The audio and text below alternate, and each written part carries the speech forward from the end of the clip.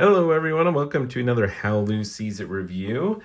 Today I'm reviewing a game called Roam and Roll. This is designed by Davi Turczi and Nick Shaw, published by PSC Games. It is for 1 to 4 players and takes about an hour to an hour and a half to play through this. Maybe even a little bit longer considering your first play. But the box says ages 14 and up. That is not due to any sort of, mature type content, I don't believe, but the kind of heaviness of the game. I wouldn't say it's really, really complicated. The actions and things are fairly simple, but there is a lot to consider. I did play this with my wife and my child, who is definitely under 14 years of age. And she did fairly well, but we had to help her quite a bit through this game. Plus, if you get, much younger, you have these markers and boards that they can draw on. They're just going to end up doodling instead of playing the game. And like I said, this is a heavier game and does take substantially longer than, other quick roll and write games like Qwixx or Gunshot Clever, or whatever it may be. So let's show you what comes in the box and talk about what I think of this kind of heavier roll and write game. So everything I'm going to show you comes in the box except for these right here. This is a character expansion. Very, very simple. All it really does is it's going to provide you with 3 more player boards and offer you more variation with these new character boards to play with. The original game here, you'll see it comes with these 4 player boards. Very, very nice. Again, the markers write really well on it and haven't had any issues there. So there is a lot on the player board. On the back is a very, very nice player reference. And I'm really glad that they included this because there are a lot of iconography throughout the game on the dice and on the player boards and the cards. So this does provide everyone with that reference on the back of their player board. And I think it works really well because there's a lot of information. The sheer size of this, they're able to fit it all on here, which is really quite nice. Okay, so you have the player boards, 4 of those. There's also the Roma, the center board that people will be building buildings on and interfacing with this throughout the game. It's double-sided as well. This is a 3 to 4 player side, and the solo or the 2-player game you're going to play on a smaller map here. Okay, so that scales with that. Of course, rule book here. The rules, honestly, I kind of struggled with the rules a little bit with initial game, trying to get through it and understand. A lot of things are really nice. They have some good pictures. They go through all the different actions, but there were some moments, and I'm trying to think back now. It's been a little bit since I played this now, but there were some moments when I was like, okay, what exactly am I supposed to be doing? But I remember one of the things was like when it was talking about hills, I kind of caught it. It talks about these 7 hills. Well, on the map, you have these different colored regions, and I was confused for the longest time of what they all meant. I thought the hills were just the green ones, but that doesn't make sense because there's only 3. Later, like as we were playing through the first game, I was like, oh, those are all the hills. They're just color-coded a little bit. And so threw me off a little bit. I know that was one of the main things. I was just like, it wasn't exactly clear to me, but that could just be me. So the rules, pretty good. I think there were some moments where I was a bit confused, but after playing through the first game, I think we got through and we were able to clarify everything, and everything was good there. What else do we have? We have like the little first player kind of card. There's some scoring cards that will show you how you get those. But yeah, there's some variability with these god powers. You got a bunch of these. I think it was Saturn is only played with a specific character board. So you'd only have that one out, and it's kind of unique and available to them. But you're going to choose randomly 3 of these to play with each game. So we have some good variation there. You're also going to have some variation with the different buildings that you play from game to game, which is nice. The shrine is always played. There's just one religious building. And then there's, as you can see, a few different army type buildings, a few different urban, and you're going to be playing with a certain number of these each game. So it provides some variability as to what shapes are used, what buildings are used with, you know, special powers, or how you get points throughout the game.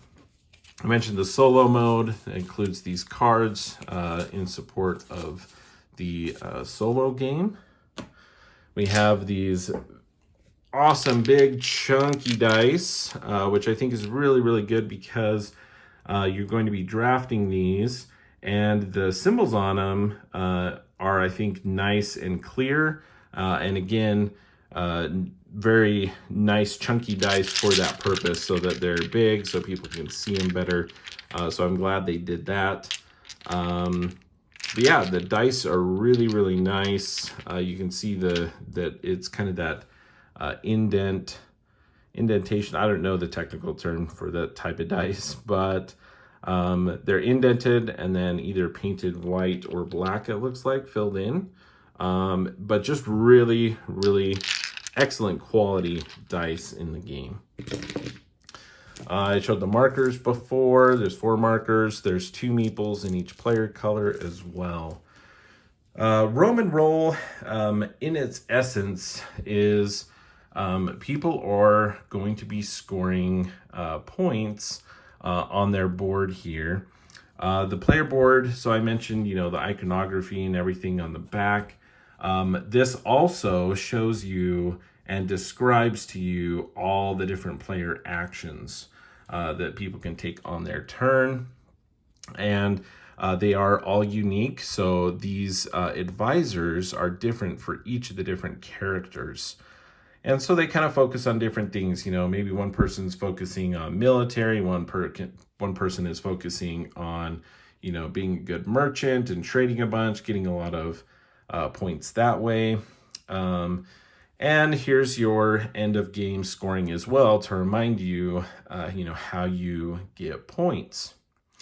So very, very cool. And I do like this aspect a lot of having kind of some unique element to it, right? When you're playing with one and you're trying to unlock these advisors, which get you some cool abilities or make your actions much more powerful in certain areas. So that's really, really cool. So what does the gameplay for Roman Roll really look like? So depending on the number of players, and there's a little nice little chart in here that will show you for the, you know, number of players. If you're playing a 3-player game, you're going to play with 3 blue dice, 2 yellow, 2 red, etc. So you're going to be playing with a certain number of dice. And what's going to happen is that first player is going to go ahead and roll all the different dice, right? And they're going to say, okay, I'm going to draft this one. And then we'll go to the next person. They'll choose one. And they're going to do, I can't remember what style of draft this is called, but a snake draft or something like that. But the last person will end up taking 2 dice. And then it'll go back to the person. They'll take 1. And then the first person will have 2 dice to choose from there, but we'll have that last one. And then from there, the first player is going to go ahead and do their action with one of the dice, and it will go around in player order. Now, it's interesting. So the different actions you can do, again, on the player board noted, Construct action is definitely the most complicated action. As you can see, there's a lot of different things going on there. But that's how you build buildings to go on to the board here. And you actually have movement associated with it. So, I build adjacent to my meeple guy here. And when I've drawn in, that building shape, the shrine is just a two rectangle there. I draw it, and then I would go ahead and move on to that building after that's been complete. But each of the buildings you can see have a resource cost, so it costs 2 brick to be able to build that. And you can either have that, from your die, or you may have it in the reserve. And the player boards start with different things as well. So most of them start with 1 wood and 1 brick.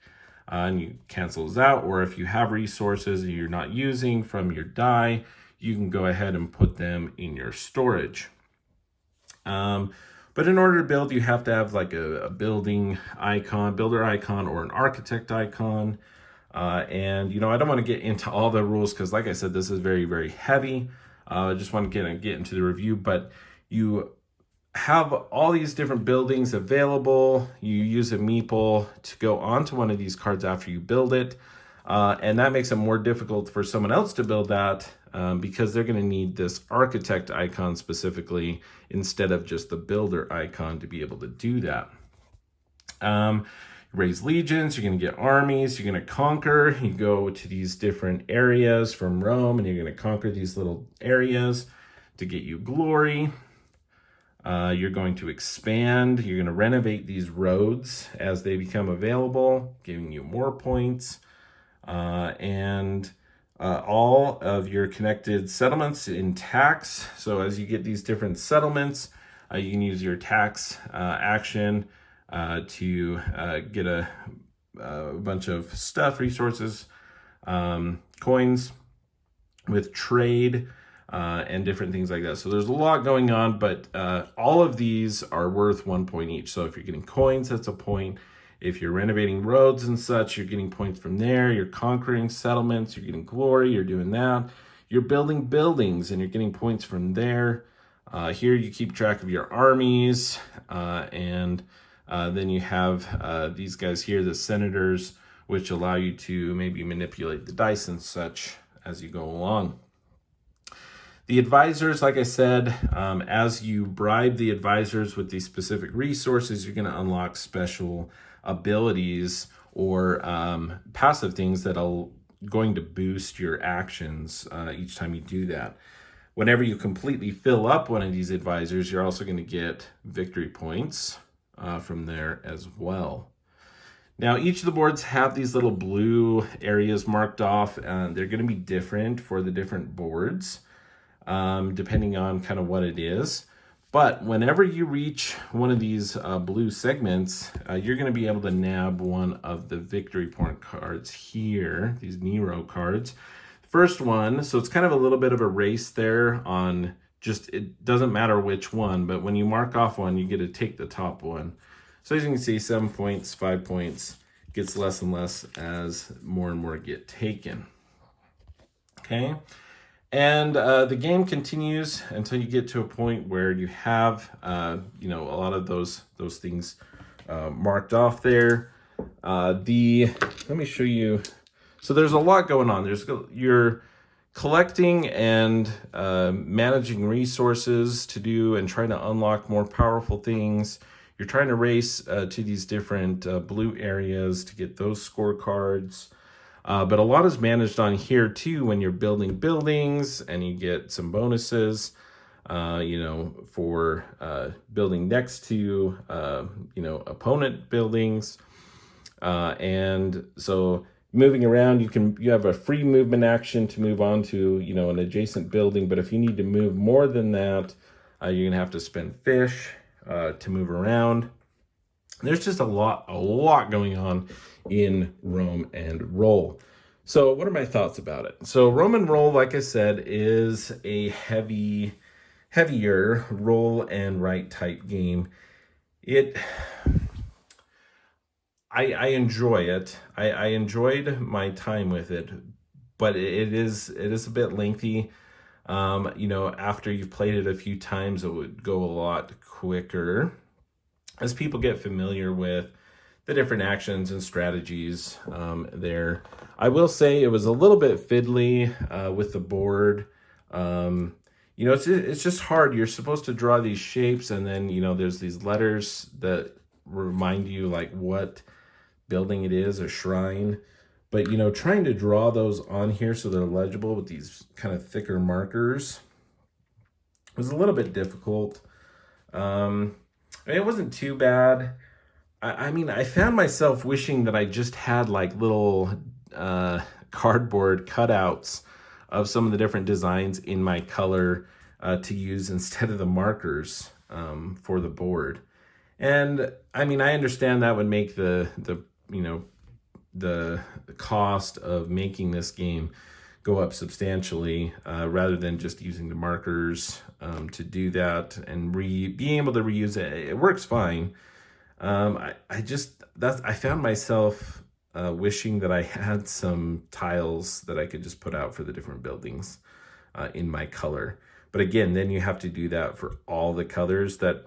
It's probably just not something that's, it's just probably not worth it. So the markers work fine on the board. I will say it just is a little bit difficult maybe to write clearly, establish like what building you're drawing. You can kind of check back and reference that, right? So most of the same types of buildings, like the same shape. So you kind of get used to, hey, this is, the leisure building that we're playing with because it's that shape. I just wish it was a little bit easier to see, because you also have your meeples are on like the buildings. And so you're kind of moving that around. You might accidentally kind of erase some things. There's just a lot going on, which I think is both my positive and negatives for Roam and Roll. Is there's a lot going on. This provides a more complex experience with roll and write game. I like the dice drafting mechanic. Nothing really crazy new about that idea. But I think it works well. And there's, again, ways that you can get these senators to help manipulate the dice. So that's good. I really like the different player boards, and that's why, if you want to get a character expansion, there's 3 new boards to play with, which provides you with, a lot more variation. So you add these 3 to the 4 that you start with, you get a lot more different types of combinations of players playing against each other. So if you really kind of like this game, the character expansion, I think is great in adding more options for you there. So like I said, there's a lot going for this game. There's a lot of interesting choices. Again, you're going to be put into situations where maybe, certain dice are vital to you, and that's where like getting these senators to help give you the different, kind of a wild card for the symbol, being able to allow to do some of these.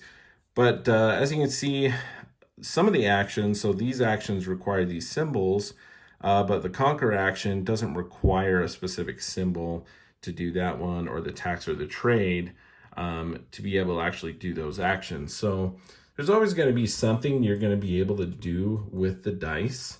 But these advisor actions also are going to kind of maybe shape how you're going to play the game a little bit, right? Where, if I'm going to focus on advisors and advisor abilities that make my blue and yellow dice better, I'm going to probably be pulling the blue and yellow dice more, but my opponents can also see that, so they can maybe try to counter that.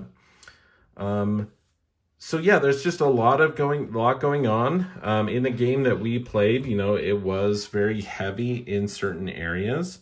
So, my daughter was able to really just fill up all of their points in the coin. She was really focused on trade. Um, I really just kind of beefed up on the glory and the roads. My wife got a lot of points from the building. And so just a lot of cool kind of mechanics there, but it does make it complex as far as all the different options that you have as well. So something to be aware of for Roman Roll. And I really did enjoy it. I think I prefer kind of the roll and write genre still in the kind of lighter realm of things. Again, where we were playing this kind of heavier game, I found myself wanting more pieces. I don't know. I guess maybe that's just ingrained in me, right? And so, but I think this works well as a roll and write, and it provides, like I said, the ability to kind of make everything variable and everything just with the boards and the markers. Having kind of a minimalistic thing makes this so that, it's not some $70 game with all these extra components. So, it is has some variation with the cards and everything, which I like. But the game was interesting as far as the gameplay. You're playing until these cards are, all gone.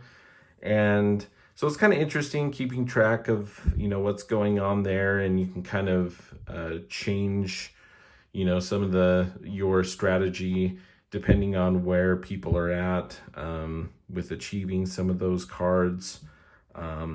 So that is Roman Roll, a great roll and write game from PSC Games. Definitely heavy end as you're looking at this, but provides some really kind of interesting decisions and very cool kind of mechanics with that. With more, character boards that you can add to the mix as well. And that is Roman Roll from PSC Games, and that is how Lou sees it.